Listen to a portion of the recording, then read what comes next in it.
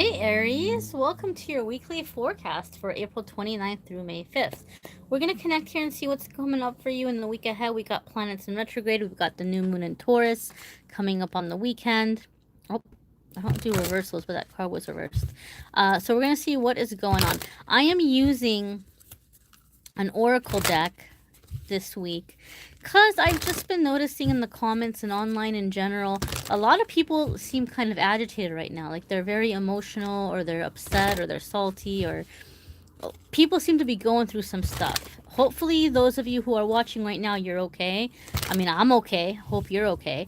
But, you know, I thought it doesn't hurt to bring in some gentle energy and work with the oracle cards for some comforting energy coming in. So let's see what is happening for Aries the week ahead. Okay. All right, Aries. Here's your Monday, Tuesday.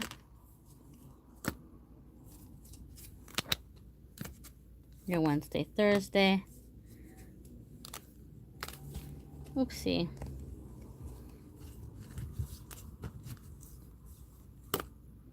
Friday, Saturday, Sunday. Okay, darlings. Monday, Tuesday. You're starting off the week with action. Pisces actually had this same exact card in this same exact spot.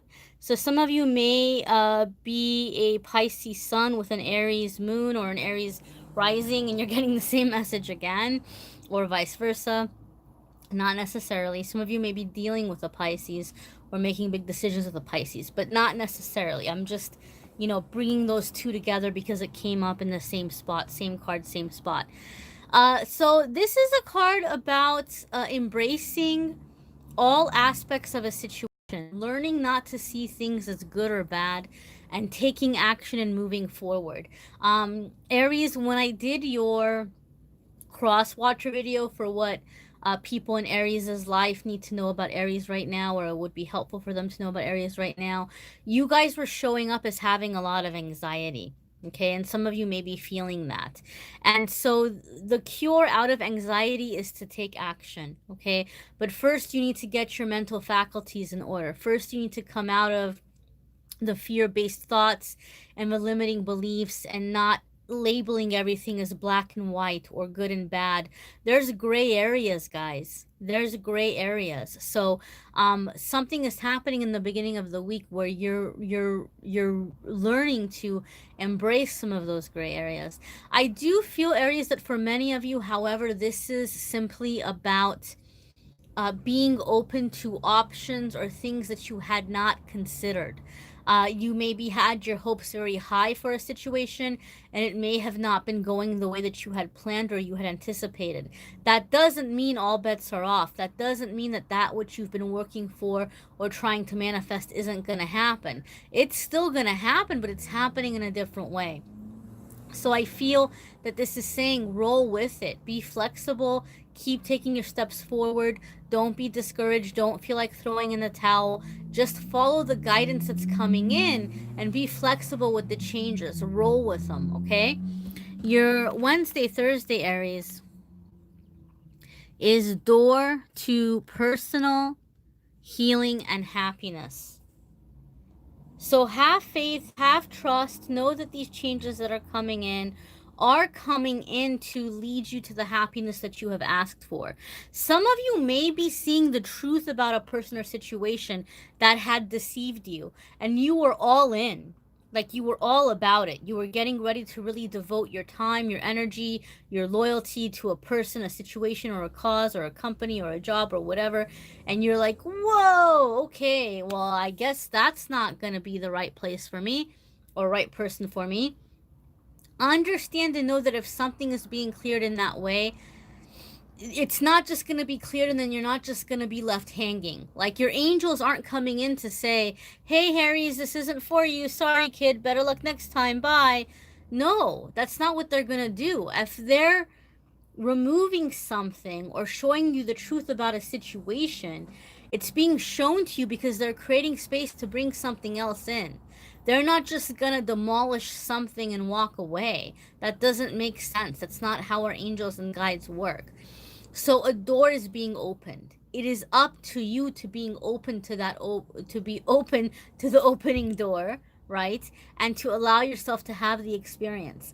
But you are being led to exactly what you asked for. Okay, if you wanted happiness, if you wanted love, if you wanted healing, if you wanted abundance, if you wanted a happy family, if you wanted all of the above, you are being led to it right now. Some door or opportunity is opening. It is up to you to embrace the opportunity, to take the action, and to go in the direction you are being led. Your Friday, Saturday, and Sunday Aries, you've got Healer of the Ages here. So, Healer of the Ages, this is a card about, as the creator of this deck puts it, the Christ consciousness. And so, I'm not pushing religion on anybody. Those of you who watch my channel, you do know from time to time it does come up because the different oracle cards or decks will touch on a certain topic, or I might hear something and it makes me think of something. Bible related, because that's the religion in which I was raised, and you do know that I do identify as a Christian. But I'm not going to sit here and say that you have to believe that, or that you have to embrace those beliefs, or that you have to embrace a religion outside of the religion you grew up with, or any religion at all. Many people are very spiritual, but not necessarily religious. And so Christ consciousness is about achieving a certain vibration of oneness, of being connected to the universe, of being connected to the higher consciousness, and of being in that universal flow and love and healing. Okay, so many of you Aries, you're connecting with this energy. This card came up for one of the other signs. I can't remember who. It may have been Capricorn. In fact, I do think it was Capricorn, and I think it was the end of the week, the same exact spot. So maybe some of you are dealing with a Capricorn, and there might be some healing that is happening on a higher level. For some of you, this could be more in terms of energetic. Maybe it's not in a way where you're talking to this Capricorn or seeing this Capricorn, or whoever it might be. It could be any zodiac sign. There could be something that's being finished, okay? Like you might discover that you have an account with a person that you never closed, and you're closing that account. Or you might discover that you have something of someone's and you may be returning it to them, or you may be tossing it. Whatever it might be. It could be letting go of old pictures, old letters, old items, clothing, whatever it might be. Movies, or if you have like hard copies of movies or music or something.